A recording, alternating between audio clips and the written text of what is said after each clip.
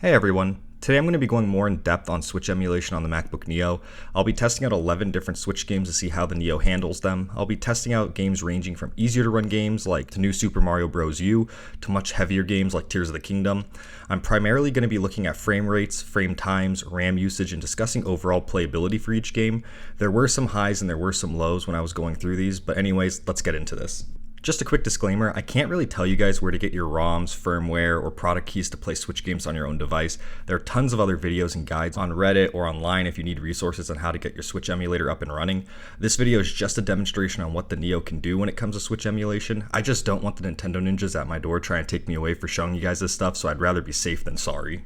Now that we got that out of the way, let me quickly go over the settings that we'll be using for all the games. I kept everything pretty much default from what I installed for Luigis. The only thing that I changed was the recompression setting by turning it on.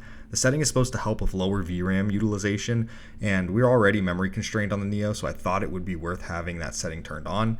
Any games that did crash on it, I did try turning it off to see if that setting may have caused any of the issues. I also had VSync on all the games enabled.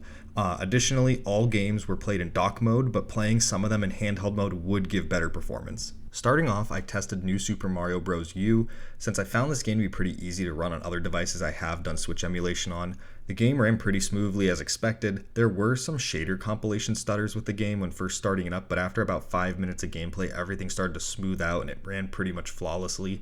I did notice some small frame rate dips between scenes, so if you entered into a world and right as Mario spawned in, there would be a small momentary dip in the frame rate. It wasn't really noticeable. I didn't notice any major frame rate dips during gameplay.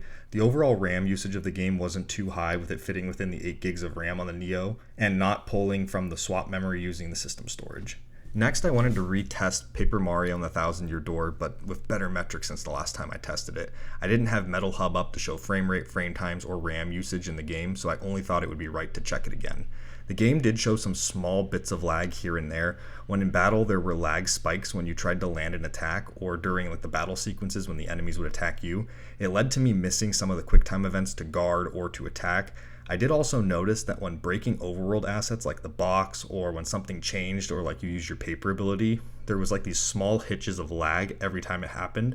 Both of these didn't make the game unplayable, but they were noticeable when it did happen, taking away from the overall experience. RAM usage in the game wasn't too high either, with it still being under the 8 gig threshold. Overall, Paper Mario and the ThousandYear Door did run pretty well on the Neo the second time we took a look at it. Moving on to the Super Mario RPG Remake, and I do have to say this game ran great after the first 5 minutes of gameplay. I did have some heavy inconsistencies in frame timing and frame rate that only lasted up until the battle with Bowser at the very beginning of the game. I honestly think it was due to shader stutter, as it seemed to have cleared up right after that for the rest of my time playing. After that, the game was pretty much locked to 60 frames per second throughout my testing. There was a noticeable issue of cutscene audio not being properly synced with the video, along with some frame rate dips in that video during the cutscene.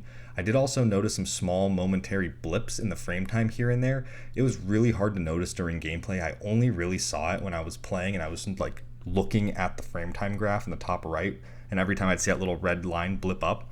But besides that, there wasn't really anything negative about this game. It didn't touch the swap memory. The game looked great, ran great, and played exactly the same as if it were on my Switch. Looking at Mario Wonder next, this one was very playable, but I would not say it's perfect. There were some visual anomalies with this white flashing effect that would pop up on the screen randomly during gameplay. Also, during in-game cutscenes like when Bowser's ship would fly by, the game's frame rate would tank. It also happened whenever I was in the overworld. It would drop to around 30 frames per second. When in level playing, no single stage ran at a locked 60 frames per second. There were always frame rate dips into the 50 frame per second range. Nothing crazy that made the game unplayable, but I do feel that it contributed to a few missed jumps that weren't my fault. There was also something weird going on with the RAM usage. It almost seemed like there was a memory leak with Luigis, where the more I played the game, the more system RAM the game was using up. It started out well under the 8 gig limit, but by the end of the 30 minutes I played overall, we were pushing beyond 9 gigs of RAM being used, and swap memory was having to jump in. Even when the game was over the 9 gigs of RAM being used, I didn't really notice much of a difference in gameplay. The same frame rate drops were still there, but nothing too insane like the game crashing or locking up. I'd say Mario Wonder is playable on the Neo, and I could honestly play through the entire game on this laptop, no problem. Next up is Mario Odyssey, and this one's a little rougher than playing Mario Wonder. There were a bunch of noticeable hitches and lag spikes during gameplay, along with some noticeable graphical glitches in the first area of the game beyond the intro area. There was this triangle that would appear nearby the waterfall, along with some textures flickering in the background skybox. The game would slow down every time you picked up a moon, but it did clear up pretty quickly. I also think it's tied to something with the quick saving system that the game has, but I'm not 100% sure on that. Even when controlling one of the chain chomps, there was some lag that would pop up. Besides that, there wasn't too much lag making the game unplayable. I'd say that the game is more than playable on the Neo. It felt smooth enough that I was enjoying my time playing it when I was testing, and I could see myself playing more on it. I tried out Animal Crossing New Horizon to see how it would do on the Neo, and I was honestly a little disappointed with this one. The game ran beautifully when it wasn't crashing. It was a battle to get through the intro sequence where you set your name and get into your island. I had the game crash on me 3 times during the 10 minutes I was able to test it. After the third crash, when I got to the town to meet Tom Nook, I pretty much threw in the towel on this game. Also, during the 10 minutes I was able to play the game, there weren't really any major graphical glitches except for maybe the skybox being black for a very short period of time when you first arrive on your island. If the game didn't crash as much, it would have been amazing on the Neo. Next up was Luigis Mansion 3, which I remember being a great game when it came out a handful of years ago. Unfortunately, it wasn't playable on the Neo. It would keep crashing at the exact same spot no matter what I did at the beginning sequence of the game. I did reset the laptop a couple times. I kept changing a couple of the settings to free up some of the RAM. I even reinstalled the emulator itself a couple of times. Nothing really helped fix this one. It may have been due to the game using up all 8 gigs of the RAM almost immediately when starting the game and then crashing when it tried to use the swap memory.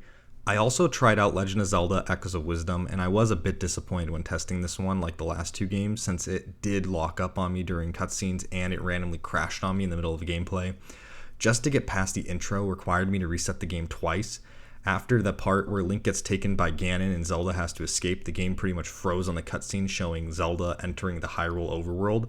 After the third crash, I stopped testing this one since I wouldn't want to continue playing this with the anxiety of it crashing on me any second. Maybe it's a good thing that the game has an autosave feature if you want to try to brute force your way through the game and play it on the Neo, but I wouldn't recommend it. Now, this was super surprising to me. I tried to play Breath of the Wild on the Neo, and no matter what I did, the game would crash before it showed Link in the shrine where you start the game. No matter what I did, it would just constantly crash. I tried the same thing as I did with Animal Crossing with the hard resets of the laptop, changing settings, but I couldn't get it to work no matter what I did. But when I tried Tears of the Kingdom, it worked. It booted up and it was sort of playable. The game did have some small lag spikes in the beginning cave where you're traversing it through with Zelda. Also in cutscenes there was some really crazy heavy lag, so I just skipped those in case the game was going to crash. I just didn't want to deal with the same issues I had in the last 2 games. But when I got into the intro overworld and I started to do some exploring, the game did have some really low frame rates and it ran pretty poorly. It would fall into the teens and the input delay from the lag made it very hard to play. RAM usage in this game was the highest out of all the games I tested today. It went really hard into the swap memory of the game using over 10 gigs of total system RAM. I can almost guarantee that this did add to some of the lag in the game. I personally wouldn't call Tears of the Kingdom as playable in the Neo, but if you can put up with the input delay, the lag, low frame rates, I'd say go for it. The last game I really wanted to test out was Metroid Prime 4, but it crashed immediately on launch.